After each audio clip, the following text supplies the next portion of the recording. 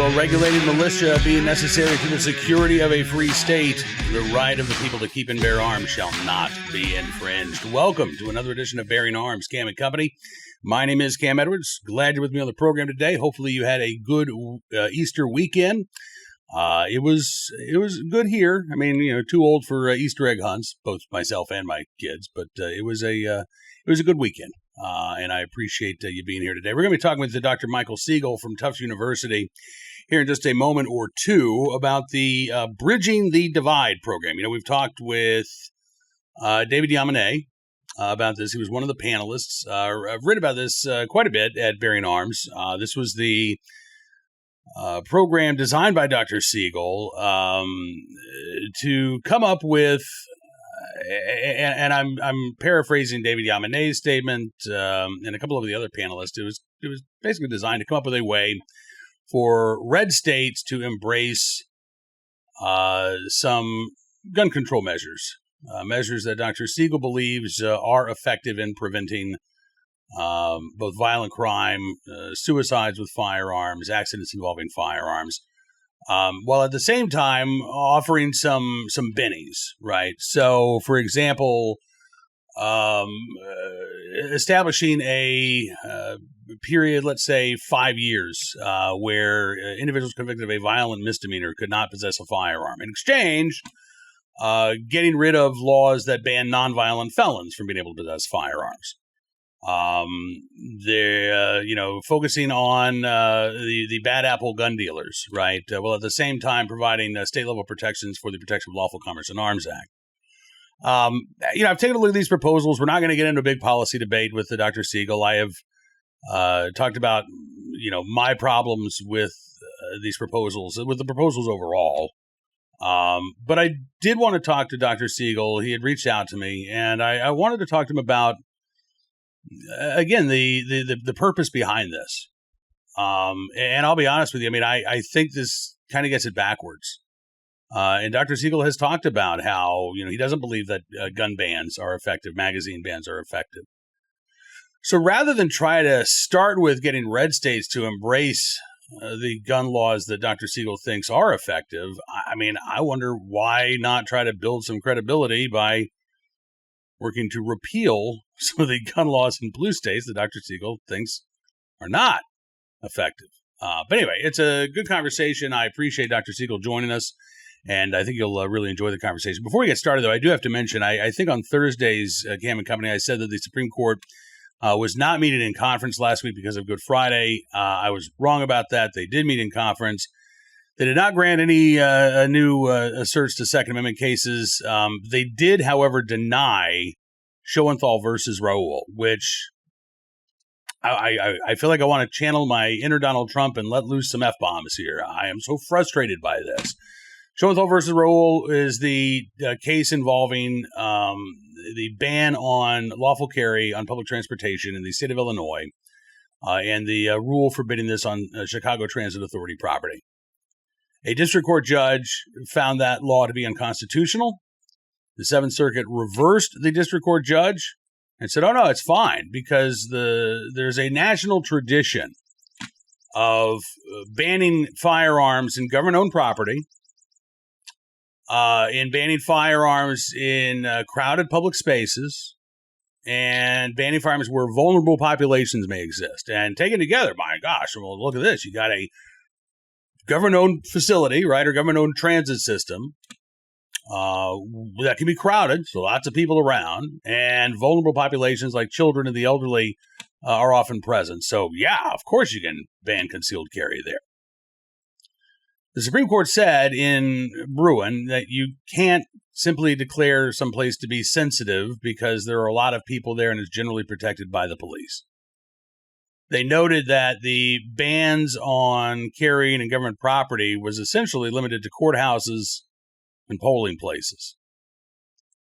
And yet, the Supreme Court has allowed that deeply flawed Seventh Circuit decision to stand. The state of Illinois had argued, listen, there's no circuit court split. Every court that has addressed this issue has said, yes, these bans are fine.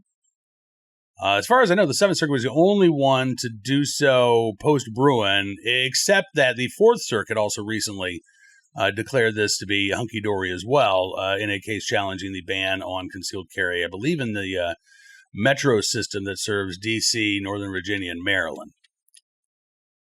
So without a circuit court split, it is far less likely that the court is going to grant cert. And I understand that. I don't like it, but I understand it. But I also really do think that the court has to address this sooner rather than later, and it should have been sooner rather than later. Not only from a constitutional standpoint do I believe that the Seventh Circuit's decision is, again, deeply, deeply flawed, but from a pragmatic standpoint, I have been covering crimes on CTA property even before the Schoenthal case made it up to the Supreme Court, but certainly since then.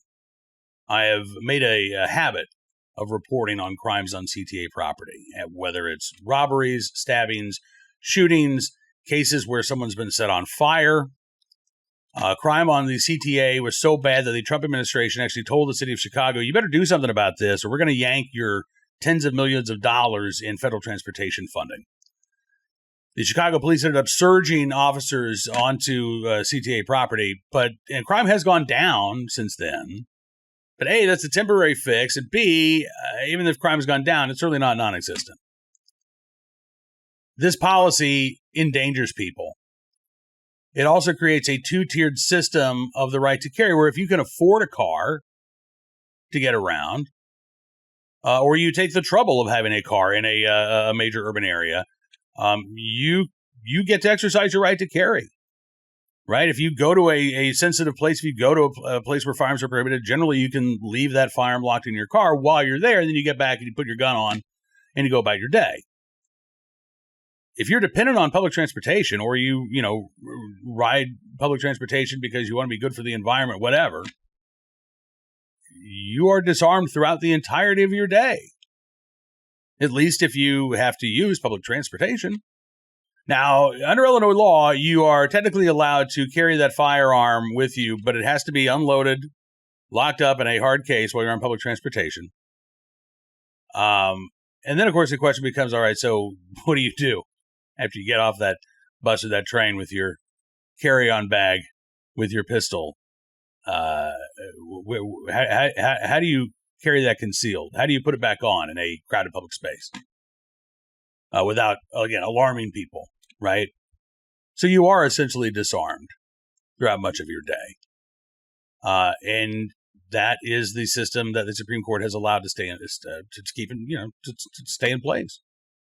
I won't say that the Supreme Court endorsed that system because denial of cert doesn't mean that the court necessarily agrees. As Justice Kavanaugh pointed out when they denied cert in Snope versus Maryland last year. But it does allow the status quo to stay in effect. And in this case, the status quo is harming people. It's harming those people who choose to carry in violation of the law and risk getting arrested and being convicted of a crime. I believe it's a felony in Illinois. It puts the lives of people who don't exercise the right to carry at risk and who are disarmed and defenseless throughout the entirety of their days. Again, I know the legal rationale for not granting cert, but to me there was a constitutional and a moral rationale for accepting this case and striking down the ban. So I am very frustrated by the Supreme Court's inaction today. All right, let's set that aside. Set it aside. And let's kick off our conversation with Dr. Michael Siegel from Tufts University. Is there a way to bridge the divide between gun control advocates and Second Amendment advocates? I have my doubts. Take a look and listen. Dr. Siegel, thanks so much for coming on the program today. It's good to see you. Good to see you too, and thanks for having me. Yeah, absolutely. I talked with David Yamane not long ago about bridging the divide. I've had some email back and forth with a couple of the other panelists, but I really appreciate you joining me so we can, kind of get all of this information directly from the guy who put this together. So I guess the first question is, what is your goal with bridging the divide? So I have noticed I've been doing research in firearm space for about 13 years or so. Most of my work has been on the effects of state level firearm laws. And I've noticed that there are a lot of laws that, although apparently intended to reduce firearm injury, aren't actually effective in doing that. But what they do is to inconvenience firearm owners, or even worse, to actually take away rights, constitutional rights. And that didn't make sense to me. As I started to learn more about firearms, I started to realize that we need to have the gun owning community at the table, because we in public health, for the most part, don't know anything about firearms. And I had to spend a lot of time getting rid of my own ignorance about it by, immersing myself in gun culture, visiting gun stores, going to a shooting range, shooting a gun for the first time. And what I discovered was really fascinating. A lot of the regulations regarding firearms are really misguided, not because the necessarily intentions are bad, but because we don't know much about what we're regulating. And so it occurred to me that there's really a lot of room for compromises, for changes in the laws that actually, have much more of a laser focus on where can we have an impact in reducing gun-related harms, rather than just kind of, let's get rid of guns, let's get rid of assault weapons because it makes us feel better. And that was my goal. My goal was, let's bring gun owners and non-gun owners together. Let's sit them at the table. Let's talk to people who really know what they're talking about, who really understand, what's a Form 4473? How does an exchange work? And let's really sit down and try to solve this together. Okay, so I want to talk about the laws that you do think, or at least the programs that you do think are successful at reducing harms. But let's talk for a second about the laws that you kind of say maybe good intentioned. I would say in some cases I don't think they are good intentioned. Fair enough. But let's talk about the laws and the tactics that you feel are not successful at reducing harms. What are some of the things you're talking about here? So, I'll tell you the first one that comes to mind is really assault weapon bans. And I'll be very honest and transparent. When I started doing firearms research, I kind of joined the anti-gun community, if you want to call it that. And I went along with it. I thought, oh my God, assault weapons, this is terrible. I just kind of went along with the rhetoric. I knew nothing about what they were. And then the first time I ever went into a gun store, I went in and the dealer, actually, it was an FFL, spent about an hour with me, very, very generous with his time. And I said, I'd like to see what an assault weapon is. He brought out a gun, said, this is an assault weapon. I said, okay, well, show me something that's similar to this, but would not be an assault weapon. He goes into the back room. He comes back and he brings out the exact same gun. And he says, okay, this is not an assault weapon. I said, wait a second, you're playing a trick on me. It's the same gun. He said, well, it's not, it is the same gun, but there's a screw. He put a screw through the stock. So basically what was a folding stock, essentially was no longer folding. And so according to Massachusetts law, because it no longer had that quote feature that makes it an assault weapon, it was no longer an assault weapon. And that kind of opened my eyes. And I realized, what are we doing here? We're regulating a gun based on whether there's a screw or not. And that made no sense. So that's, the first, I think, most blatant example is assault weapon bans. The second one, just as another example, is the ban on, gun possession by people who use marijuana. To me, that is a great violation of Second Amendment rights there's no explanation. You can't even make the argument that, oh, well, somebody, who's using marijuana is at greater risk. If anything, they're at a lot less risk because they're just mellowing out someplace. And so it doesn't make any sense. And I looked at Form 4473 and, you get to question 21, I think it's 21C. And basically, unless you lie, you're kind of in a catch-22, because if you say you use marijuana and you can't have a gun, if you say you don't, but you actually do, then you've committed a felony. To me, that's a blatant violation of Second Amendment rights. So that's a second one that kind of woke me up. And the third one is the fact that if you're a violent felon, if you're a nonviolent felon, you can't have a gun. But if you're a violent misdemeanant, you can't. You can. And it seems to me it should be the opposite. Why should somebody who didn't commit any violent crime, be deprived of Second Amendment rights essentially for life? But somebody who actually, assaulted someone, is there's no questions asked. You can, just go ahead and buy a gun. So a lot of these are examples of the things that just didn't make any sense to me. And that's where I thought there's room for compromise. If we can ease up some of those restrictions and really kind of laser focus on where it is that we can have the greatest impact, I think we can actually get people to agree on something.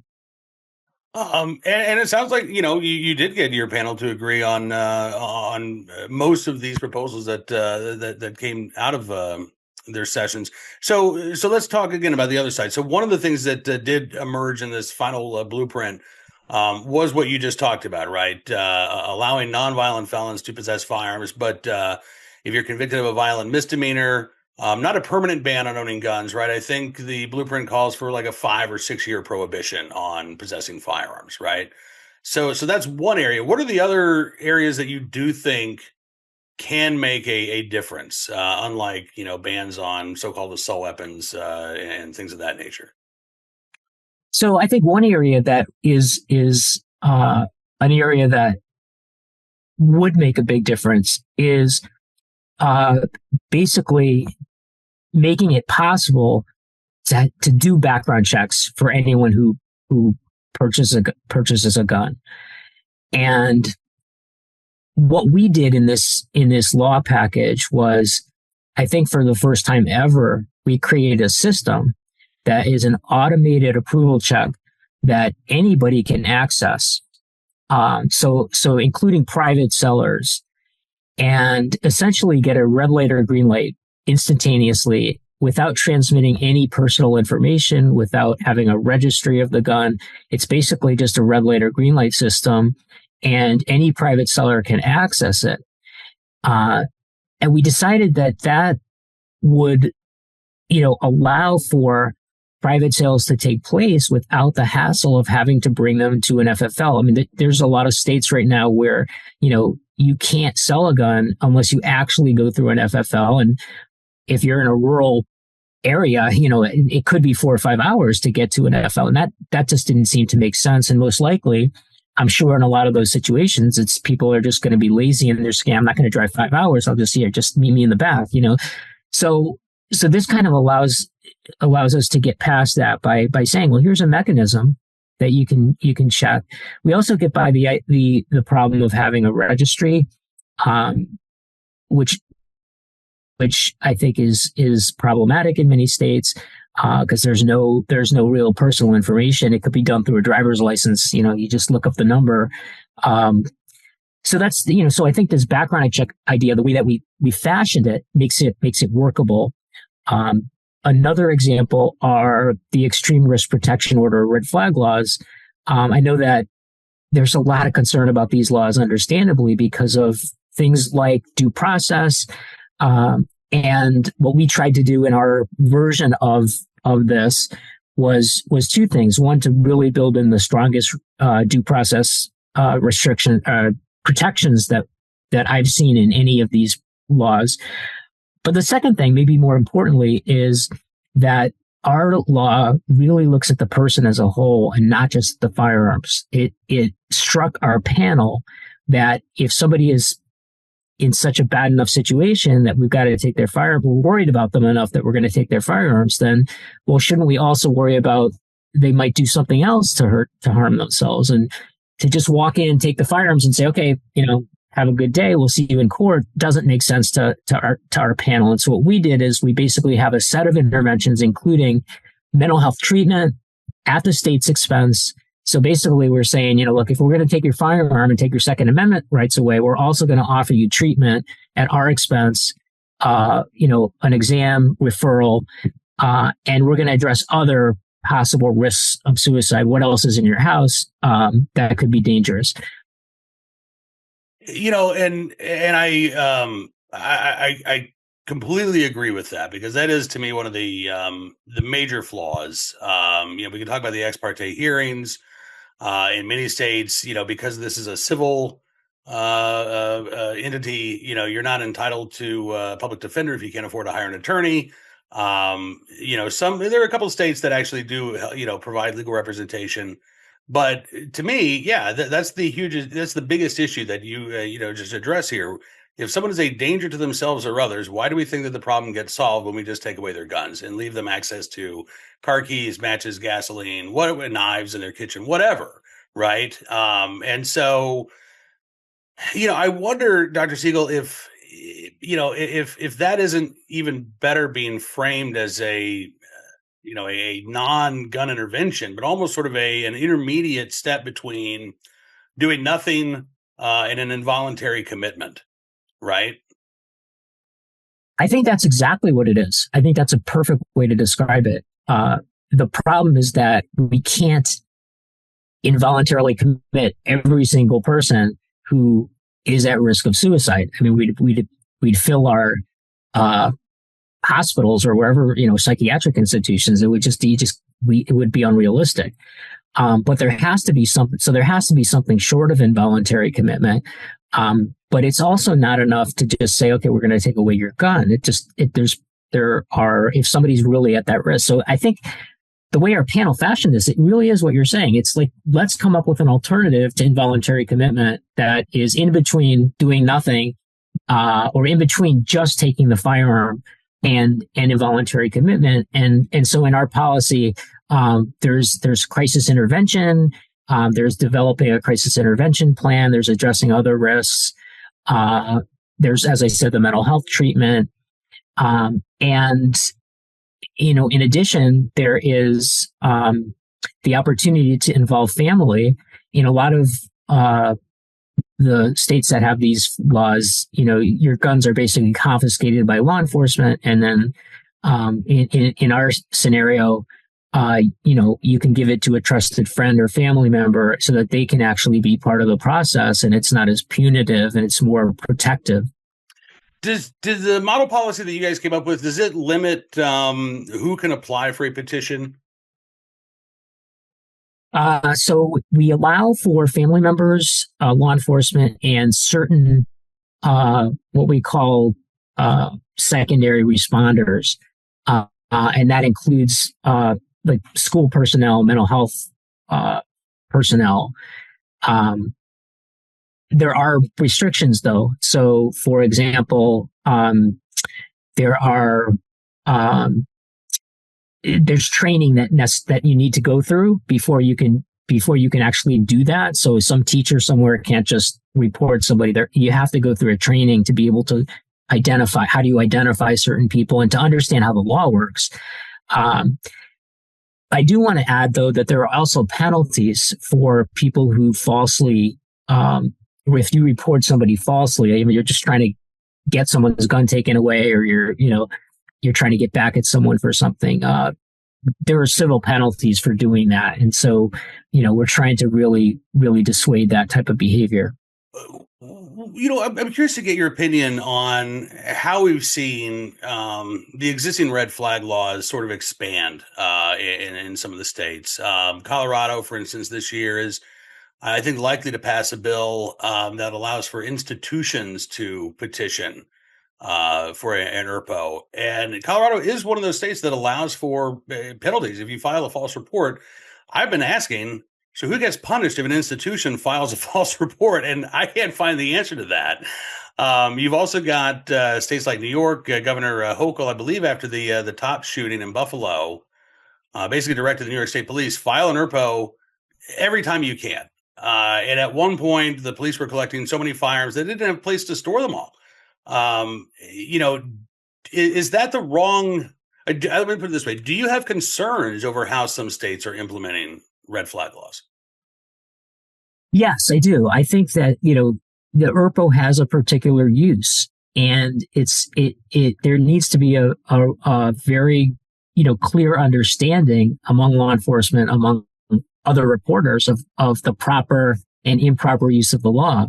And one of the things that I think has to be done is to have training. You can't just implement this law and say, okay, here it is, in law enforcement, from now on, implement this. There needs to be training. So in our proposal, we spent a lot of effort on conducting training so that, pretty much anyone who's going to be a reporter has to be trained first. And I think that, it's very easy to misuse these laws. And so, we also have an evaluation every year, an annual evaluation, which I think is critical, so that at least you can correct course. If something is going off the rails, there's a way to correct course, and there's a way for people to give input, so that that correction can be done. I mean, one of the concerns that I have is it just seems like the metric for success that many states put in place is how many ERPO orders have been issued, right? And if not enough have been issued, well, that's why we got to expand who can, file for a petition. We have to make it easier to apply for one. And, I remember when this first became a topic of conversation, the way supporters talked about red flag laws, kind of the way Democrats used to talk about abortion in the 90s, right? They wanted it to be safe, legal, and rare. And I think the rare has kind of dropped off the radar in a lot of states where these laws are already in place. These are meant for very specific situations, which I think you described it best as the best that I've heard, which is essentially in situations where really what you would want to do is an involuntary commitment. That's where these laws should be used. If it's a situation where you wouldn't commit the person, then the question arises, well, okay, why do we need to do this if it's not that severe a threat, if they're really a threat? So that's the way I see it. And I think but that takes a lot of education for people to understand the concept behind it. And I think maybe that's part of the problem, is that we haven't really talked about what is the concept behind what you're doing. And honestly, it wasn't until I got to the table with gun owners at the panel, and they expressed, the first question they asked was, if somebody is in that situation, why not commit them? Why just take their firearms? And when I started thinking about that, it really changed my own thinking about the place that these ERPO laws play. But I think we need to do that, nationally, and have a better understanding of what is the role of these laws and where are they appropriate and where are they not appropriate. Yeah. And is the answer to why we don't commit people in these situations, is it primarily because we don't have the resources? I mean, as I have done reporting on this, I mean, I look at every state in the nation, I think, has a shortage of acute inpatient mental health facilities. In Virginia, my neighbor's actually the county sheriff here, and he talks about deputies that are waiting in hospital rooms or hospital ER waiting rooms for 24 or 48 hours, because that's the option, right? You can take them back to jail, but that's not really where they need to be. Or you can wait for a space to open up, which can take days, and in the meantime, that individual in crisis is essentially stuck there in the ER. And that is a reality, right? I mean, I would prefer to see a fully functional mental health system. But in the absence of that, is this and I'm talking specifically about the red flag law that you guys have designed, is that sort of the real world best option to deal with this flawed system that we have right now? That's the way we view it. It is, you're absolutely right. There is a horrendous lack of mental health treatment in this country. And you're absolutely right. I can tell you in Massachusetts right now that if somebody is involuntarily committed today, they will be in the emergency room for at least 4 days. And that's if they're lucky. I mean, that's if they're lucky, I've seen patients in for 2 weeks. That is no way to run that's no way to run a mental health treatment system. And so that, because that's the way the situation is, we really do need something in between. There needs to be something in between doing nothing and putting somebody in the emergency room for 2 weeks. There's got to be a middle ground. And that's that's where we tried to laser focus our proposal, is to give us something in the middle. I mean, I think one could argue that if we had a functioning mental health care system, we probably wouldn't need these laws, because we would be able to give everybody the mental health treatment that they need. But unfortunately, that's not the way that we've, set up our system here. Yeah. Well, and I will say that, as far as specifically the Second Amendment goes, an involuntary commitment triggers a lifetime ban on owning a firearm, whereas red flag laws do not. So, I have my issues with red flag laws, but if, again, this is going to be an intermediate step, at least it does not involve the permanent loss of your Second Amendment rights. Before we run out of time, and I really appreciate you joining. I can talk to you about this stuff for hours, so we might have to have you back for a part 2 at some point. But absolutely, one of the things that both BJ and David Yamane had mentioned to me is that sort of the guiding philosophy when these stakeholders were sitting at the table together was, what policies can we get red states to accept? Is that a fair premise, you think? Yeah, absolutely. That was part of what we were doing. I mean, I went in with the charge to the panel of saying, look, the goal here is not to figure out what Massachusetts should be doing, or, to try to strengthen Massachusetts laws, or New York, New Jersey, Hawaii, or Illinois, that's not what this is for. We are trying to figure out what we can do to save lives in states that, traditionally haven't made this a priority, often because of the, political or partisan nature of this. And so let's try to do this in a way that's not partisan, that's not, one side versus the other. And then, maybe this can gain some traction in those states. But absolutely, that was part of the purpose, is let's really focus on, the way we see things, based on my research, is that we have, essentially 2 dividing countries. We have, the country of Massachusetts, New York, New Jersey, and Illinois, where you get stronger and stronger and stronger laws that, I won't go into detail, but in my opinion, in Massachusetts, it's just gone too far right now. And then other states are basically doing nothing. We'd rather see some middle ground where everybody can offer both protection from gun-related harms and protection of Second Amendment rights. So if I could offer some constructive criticism. Absolutely. We're always happy to hear that. I think one of the things that this group is doing, because this is so new, you need to build credibility, right? And I think that you're trying to build credibility with gun owners. I think there needs to be at least equal emphasis on getting rid of the policies that you don't think make any sense at all in these blue states. Because right now what you're doing is essentially saying, okay, red states, we want you to accept on some level red flag laws, banning violent misdemeanors from owning firearms, universal background checks. But we're not asking the blue states to do anything. You can keep your assault weapon bans. You can keep your magazine bans. You can keep your waiting periods. You can keep all of these things. And I think it would be, I think it really would help this group gain credibility if, and not just reaching out to, Wisconsin lawmakers about, hey, here's what needs to be in place, we think, in your state, but to talk to Democrats in Massachusetts and say, hey, here's what needs to come off of the books. Here's what needs to be repealed. Here's what we think is wasting people's time, needlessly putting people in prison. They're destroying lives, right? There's a cost to all of these laws. And if the laws are not beneficial, then people are being hurt by these laws. So do you think there's room for bridging the divide to be just as active in blue states, getting rid of some of these laws, as in red states trying to put some of these policies in place? I do think that's a fair, I think that's a fair criticism.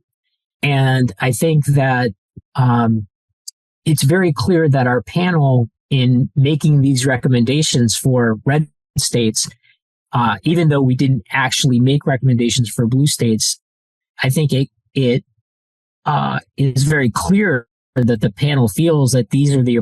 We're going to hold on a second here and see if Dr. Siegel comes back, or if the technical difficulties got in the way of a response to the question that I was asking. And I don't know that Dr. Siegel is going to be coming back here, at least on this segment. I'm going to keep monologuing for just a second, just in case he does. But all right, I'm going to give it to the count of 10, and then I think we're going to have to call it. I do appreciate Dr. Siegel joining us on the program, and we may very well have to have him back at some point, but I'm going to go ahead and in this broadcast, or in the recording here, and we'll see if we can pick this up again with Dr. Siegel at some point in the near future. All right. Well, I do want to thank Dr. Siegel for joining on the program. I heard from Dr. Siegel just a second ago, and apparently his computer decided to reboot in the middle of our conversation.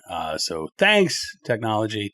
Anyway, we may actually continue this conversation. I'll be honest with you. I had sort of planned on putting this whole thing to bed after talking with Dr. Siegel, but I think I actually have enough questions that we could do this for another 15 or 20 minutes. So we will probably have Dr. Michael Siegel back on the program at some point in the near future. And I do appreciate him sitting down and talking here. I don't think that Dr. Siegel is one of those who is just interested in repealing the Second Amendment and let's have a gun-free United States. In fact, I was pleasantly surprised to hear that his views have changed as he has, done more research on this. I'm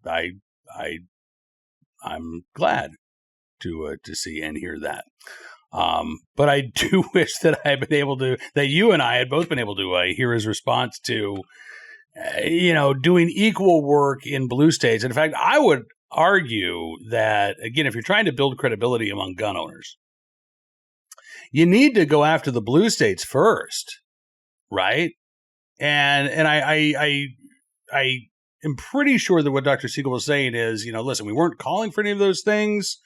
Blue states are certainly free to get rid of those laws.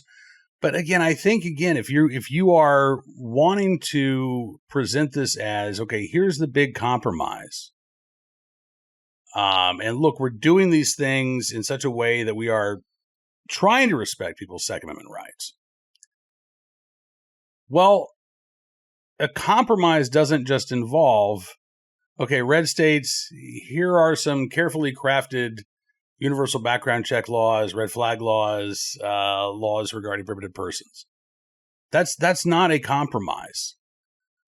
That may be a compromise on the part of people who want to see universal background checks, red flag laws, and prohibited person laws in place, right? Okay, the compromise is we're going to narrowly craft these things so that we think they're more likely that the red states will accept them. But that's not the compromise that gun owners are looking for.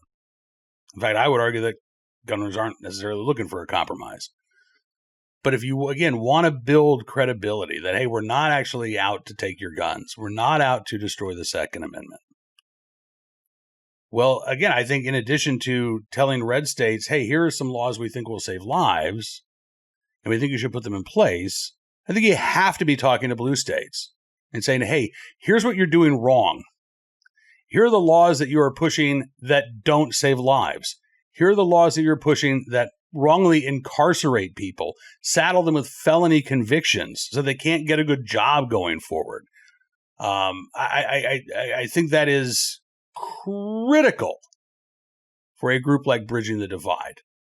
And I mentioned Wisconsin because there was a story in the Wisconsin Journal-Sentinel that talked about this group trying to present these ideas to Democrat and Republican lawmakers in Wisconsin. They were kind of viewing that as the test case, right? Because I think Wisconsin has a divided legislature. I think Democrats control the Senate and Republicans control the House, I believe.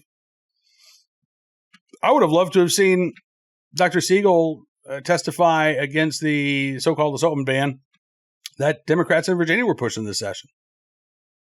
and tell these Democrats, hey, this is wrong. You're not going to accomplish anything. Go after the magazine ban, right? Again, I just think that if you want to make a play for red states and you want to make the argument that, hey, we have, carefully crafted these bespoke laws in such a way that we don't think that it infringes on anybody's Second Amendment rights. And at the same time, we think that there are all of these laws out there that do. The goal cannot simply be, let's get more of these laws that we think will be effective in place in red states. You have to spend, if not equal time, I think you have to spend more time. And I think you first have to say, blue states, you're doing it wrong. You're not saving lives, you're hurting people. These policies, even these policies like the universal background check laws, the red flag laws that are in place in New York or Colorado, the prohibited person statutes, these are too broad. And you need to scale them back. You need to adopt our policies here. And unless and until this group is going to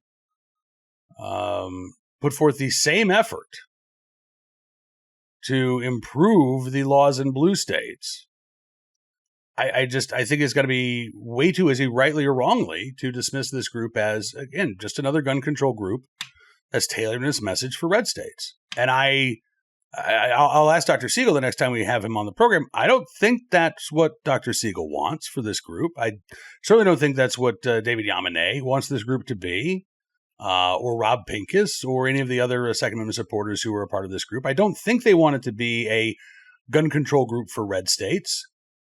But if that's all you're advocating for, well, that's all you're going to be, right? All right. On to today's Armed Citizen story, our good deed of the day, and our recidivist report.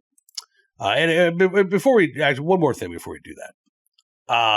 I do want to thank Dr. Siegel, and I do want to thank David Yamane, and I do want to thank everybody else who was a part of this program. I don't think, not everybody. There are some folks, and this is one of the questions I did not have a chance to talk with Dr. Siegel about. There are some folks there who I genuinely don't respect. I just don't.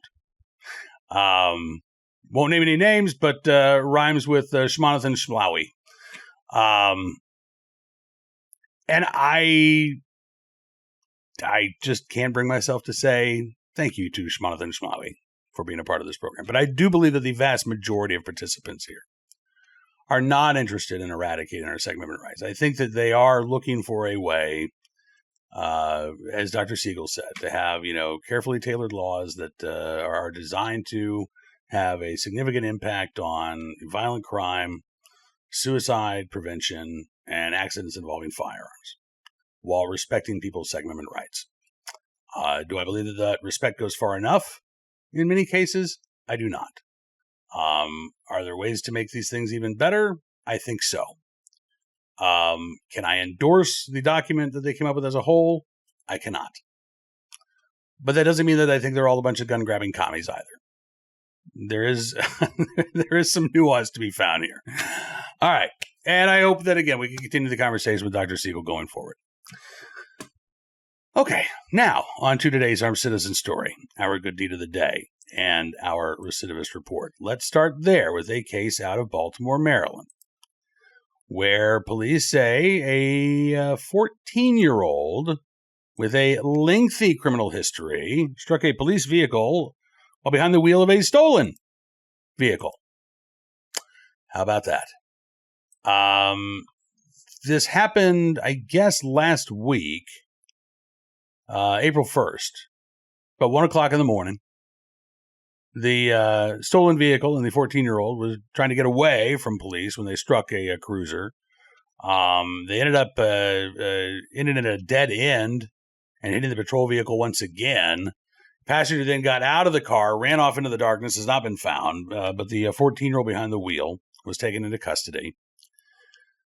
14 years old. Again, police say she has a lengthy criminal history, stolen auto, robbery, aggravated assault.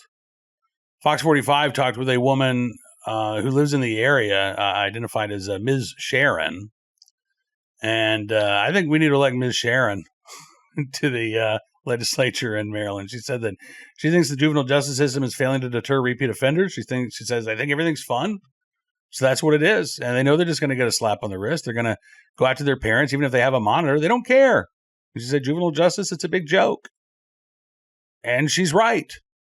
She's right. And not just in Maryland. This is something that a lot of states are wrestling with at the moment. The juvenile justice system is not meant to incarcerate or warehouse teens or children until they become adults. Right? The primary goal of the juvenile justice system is rehabilitation. But unfortunately, a lot of these systems have sort of forgotten that one of the tools of rehabilitation is there being consequences for actions. Let's put it that way. Not even punishment. Consequences for actions.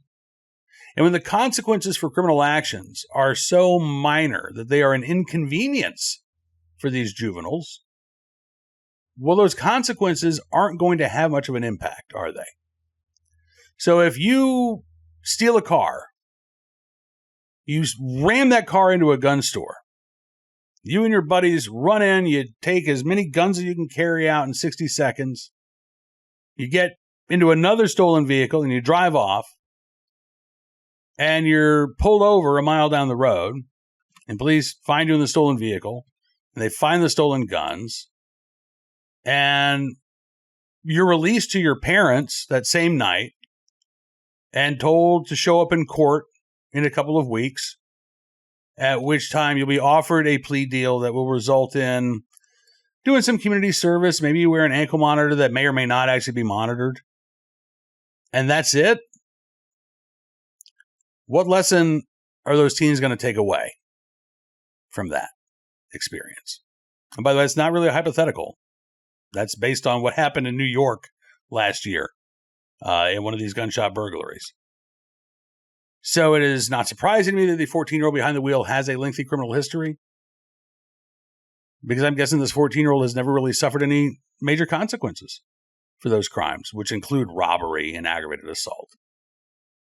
And if I'm being honest, she's probably not going to suffer any consequences this time around either. On to today's armed citizen story from Chicago, where a Chicago man fatally shot an alleged home invader in the South Deering neighborhood. Now, we don't have a lot of information on this because it happened Monday morning, just a few hours ago. What we do know is that police were called out to a home in that neighborhood in the 2200 block of East 103rd Street in Chicago. Got a call about a person who was shot. When they got there, they found a man inside a home with a gunshot wound to the chest. That individual was pronounced deceased at the scene. The 33-year-old who lives there at the home told officers that the person had entered his home, charged towards him, which is when the resident opened fire. We don't know if this was a random encounter or if the intruder knew the individual. We don't know how the intruder got into the home, whether he kicked in a door, whether the door was unlocked. We don't have a lot of information here. Investigation obviously continues. We will hopefully get more information in the days to come. But at last report, police had not arrested the homeowner. They are treating this as an act of self-defense. If anything else changes, we will certainly bring that to your attention. And finally today, our good deed of the day, in the right place at the right time, willing and able to do the right thing. A pizzeria owner in Queens who saved customers from a man armed with a box cutter who had apparently threatened staff there at the restaurant. News Nation reporting on the incident. This happened last Wednesday about 9 o'clock at a place called Louis Pizza, which is run by Louis Slujovic. And he told WPIX, he said, I had a couple customers in front when this guy came in, and an older woman says to me, he has a knife. And he's like cursing us out. He's telling us, give me food, give me this. So I gave him a slice of pizza, he said. Guy leaves, but then the guy comes back. And Sljovic said he's even more hostile and irate at that point. Police say the individual, 34-year-old Jose Guadfebles, allegedly threatened a 41-year-old employee of Louis Pizza with a box cutter. Louis believed that his employee as well as the customers were in danger, so he jumped on Guadfebles, who then runs to the front of the restaurant, smashes into the glass door, shatters the glass door, allegedly told Louis, "I'll kill you," after he slammed into the door. Thankfully, Sljovic was able to subdue Guadfebles until officers arrived and were able to take him into custody. Some of Louis' customers talked with the WPIX in New York and said this is not the first time that he's actually stepped up to save the day. One customer said that he's stopped a robbery in the past. Guadfebles, by the way, again, arrested by police. He was taken to court. He was arraigned, pled not guilty, and was released without bail. So just already back out on the streets. Where he may very well do something like this again. Because again, where are the consequences, right? Now, again, I understand. Not everybody should be held behind bars without bail until they go to trial. Not everybody should be able to just walk out on their own recognizance either. I know the argument against cash bail. I know that it disproportionately hurts those on the lower end of the socioeconomic ladder. I get that. And maybe it doesn't need to be cash bail. Maybe we'll come up with some other way for that for these individuals to have some skin in the game. Rather than just, I give my word, Your Honor, I'll show up in court. I'm willing to sit down and have a conversation with criminal justice advocates. Maybe we can bridge the divide in the criminal justice system by coming up with some way that some middle ground, right? It's not just walk out on your own recognizance. It's not hold everybody until they go to trial. Some way for individuals like Guadfebles to be incentivized to show up in court, to be incentivized to stay on the straight and narrow, and not allegedly do things like this. That, however, is a topic for another day. And I do thank you for being a part of the conversation today. Looking forward to seeing you back here again tomorrow. Not sure what our conversation will be. We won't continue this with Dr. Siegel tomorrow. We'll give it a little bit of a breathing room here. But do want to ask you, in addition to checking out today's show, and thank you for that, be sure to check out bearingarms.com throughout the day today, because we are keeping you up to date on a number of important things, including the frustrating news from the Supreme Court, also the First Circuit deciding that, the right to keep and bear arms does not include the right to acquire one, which sets up a deepening circuit court split on the issue of waiting periods. John Petrolino has a piece on the NRA Board of Directors elections, and we've got the latest segment of news from all across the nation waiting for you. If you like what you see there at Bearing Arms, I would also encourage you to become a VIP Gold, or VIP Platinum member. Use the promo code FIGHT, and you can get 60% off your membership. You will get great benefits no matter what tier of support you choose. Obviously, the benefits increase as the tiers go up. But no matter which tier you choose, you'll be supporting the work we're doing at Bearing Arms, and I want to thank you for that very much. Have a great rest of your Monday. We'll see you back here tomorrow for 2A Tuesday. Until then, be well, be safe,